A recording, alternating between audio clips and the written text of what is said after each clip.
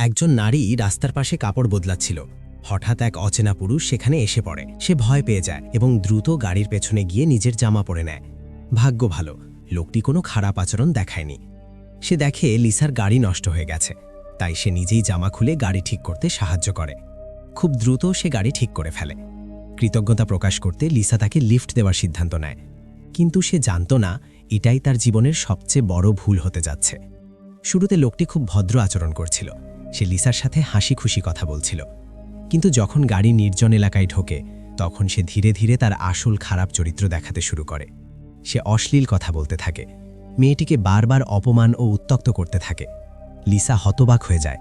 সে কখনো ভাবেনি এই ভদ্র দেখানো মানুষটা আসলে এতটা খারাপ। সে হঠাৎ ব্রেক চাপ দেয়, রাগে লোকটাকে গাড়ি থেকে নেমে যেতে বলে, কিন্তু লোকটি নড়েও না, বরং সে কুদৃষ্টিতে লিসার থেকে তাকিয়ে থাকে। বিপদ বুঝে লিসা দ্রুত পালানোর চেষ্টা করে, কিন্তু লোকটি তাকে ছাড়তে চায় না। সে লিসার হাত ধরে ফেলে। লিসা ভয়ে কাঁপতে থাকে। The door, please.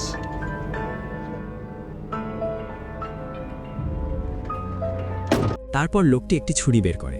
সে লিসাকে হুমকি দেয় গাড়ির সামনে একটি মোটেলে নিয়ে যেতে। উপায় না পেয়ে লিসা বাধ্য হয়ে গাড়ি চালায়। পালানোর সুযোগ খুঁজতে থাকে লিসা। হঠাৎ সে লক্ষ্য করে লোকটি সিট বেল্ট পরেনি, আর সামনে একটি বাঁকানো রাস্তা রয়েছে।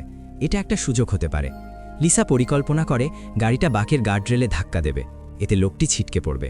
কিন্তু লোকটি কিছুটা সন্দেহ করে ফেলে। লিসা তখন হঠাৎ গাড়ির গতি বাড়িয়ে দেয়। লোকটি ভয় পেয়ে স্টিয়ারিং ধরার চেষ্টা করে। দুজনে ধস্তাধস্তিতে গাড়ি নিয়ন্ত্রণ হারায় এবং সরাসরি পাহাড় থেকে নিচে পড়ে যায়।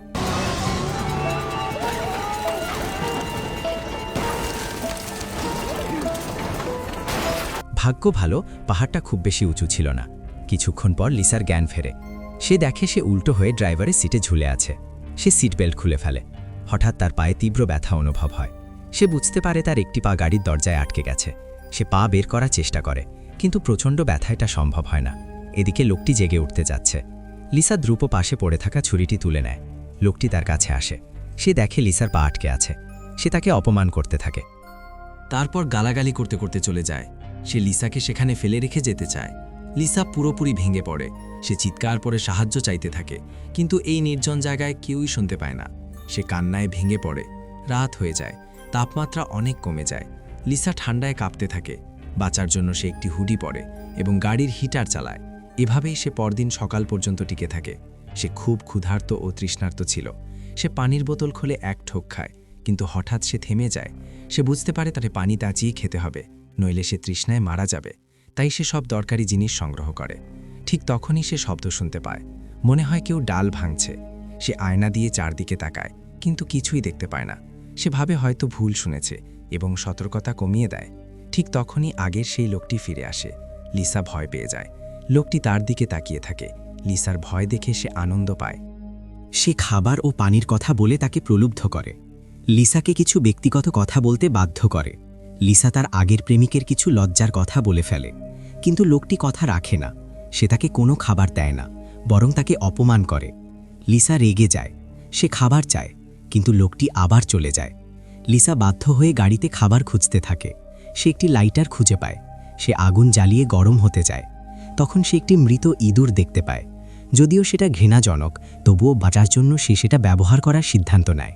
সে ছুরি দিয়ে ইঁদুর কাটে, মাংস বের করে কাঠিতে গেঁথে আগুনে পোড়ায়।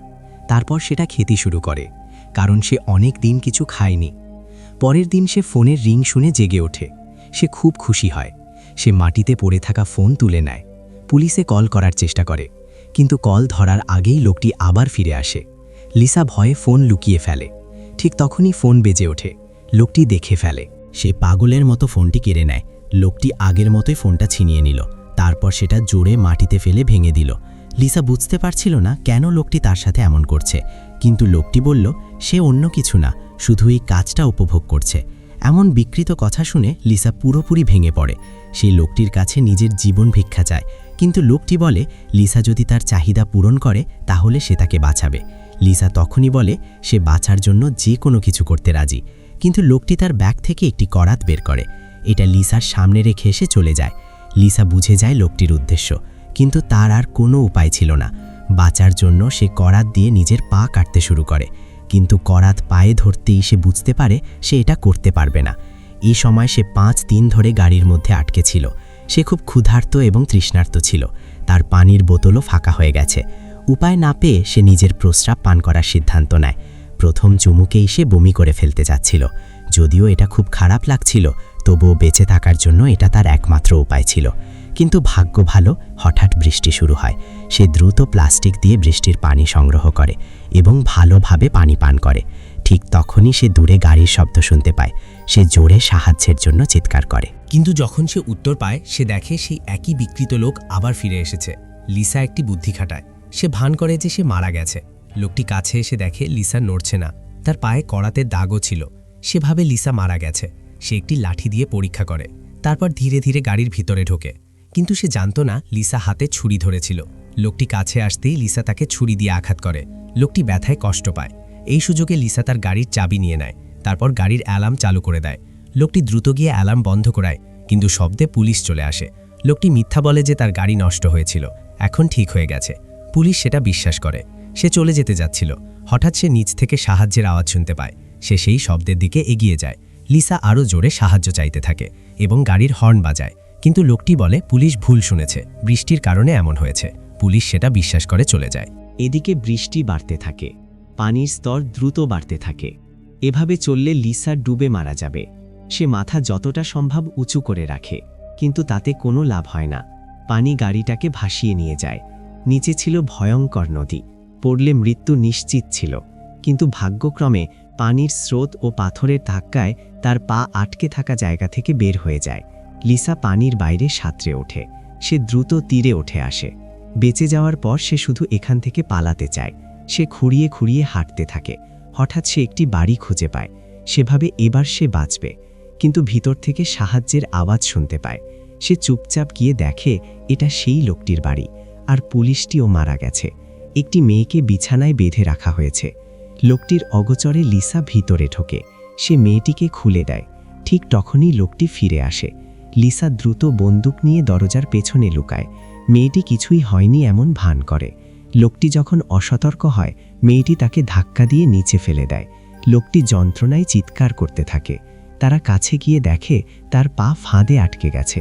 তার অবস্থা খুব খারাপ ছিল। লিসা তাকে মেরে ফেলে না, বরং তাকে তারই কথায় অপমান করে। তারপর তাকে একটি ছুরি দিয়ে দেয়। শেষে তারা দুজন একে অপরকে ধরে কষ্ট করে সেখান থেকে বেরিয়ে যায়। যাই হোক, এখানে আজকের গল্পটা শেষ। এরকম গল্প নিয়মিত পেতে চাইলে অবশ্যই সাবস্ক্রাইব করুন। ধন্যবাদ।